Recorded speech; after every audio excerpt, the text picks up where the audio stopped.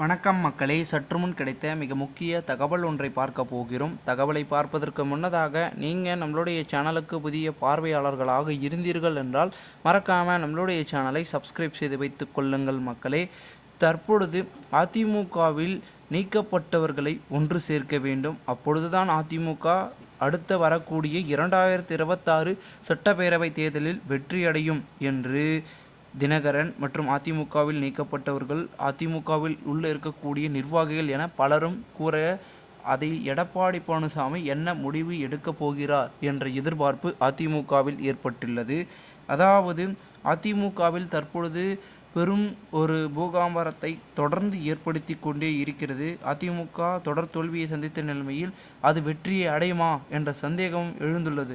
காரணம் என்னவென்றால், எடப்பாடி பழனிசாமி பதவியேற்றிலிருந்து தொடர் தோல்வியை சந்தித்து வருவதாக பன்னீர்செல்வம், சசிகலா, டிடிவி தினகரன் இவர்கள் கூறி வருகிறார்கள்.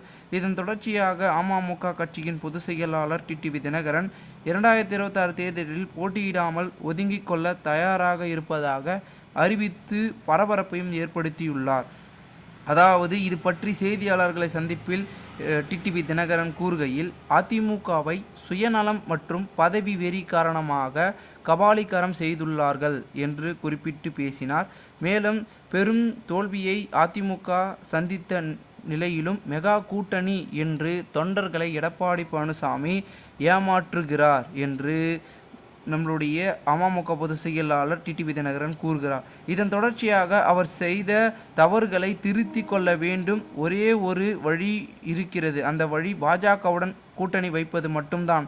இல்லையெனில் 2026 சட்டமன்ற தேர்தலுக்கு பிறகு அதிமுகவுக்கு எடப்பாடி பழனிசாமி முடிவுரை எழுதிவிடுவார் என்றும் கூறியிருந்தார். பெரும்பாலான அதிமுகவினர் பாஜகவுடன் கூட்டணி அமைக்க விரும்பும் நிலையில் எடப்பாடி பழனிசாமி தனித்து போட்டி என்று கூறுவது தவறு என்றும், பன்னீர்செல்வம் ஆகியோரை கட்சியிலிருந்து நீக்கியது பெரும் தவறு என்றும் கூறியுள்ளார். ஒருவேளை அதிமுக இடம்பெறும் கூட்டணியில் நான் இருந்தால் எடப்பாடி பழனிசாமிக்கு பயம் என்றால், நான் 2026 தேர்தலில் இருந்து போட்டியிடாமல் ஒதுங்கிக் கொள்கிறேன். என்னை சார்ந்தவர்கள் மட்டும் தேர்தலில் போட்டியிட தொகுதிகள் கிடைத்தால் போதும். நான் போட்டியிடவில்லை, தனித்து போட்டி என்று திமுகவுக்கு வழிவிடாமல் பாஜகவுடன் மீண்டும் எடப்பாடி பழனிசாமி கூட்டணி வைக்க வேண்டும். இல்லையெனில் மேலும் பாஜக கூட்டணிக்கு வாருங்கள் என்றும் எடப்பாடி பழனிசாமியை நாங்கள் அழைக்கிறோம் என்று எடப்பாடி பழனிசாமிக்கு அழைப்பை தற்பொழுது கூட்டணி அழைப்பினை அமமுக பொதுச் செயலாளர் டிடிவி தினகரன் தெரிவித்திருக்கிறார். இந்த ஒரு தகவல் அதிமுக வட்டாரங்களில் பரபரப்பையும் விறுவிறுப்பையும் பேச்சும் பொருளாகவும் மாறியிருக்கிறது. இந்த ஒரு தகவலை குறித்த பொதுமக்கள் உங்களுடைய கருத்துக்களை கூறுங்கள். நன்றி, வணக்கம்.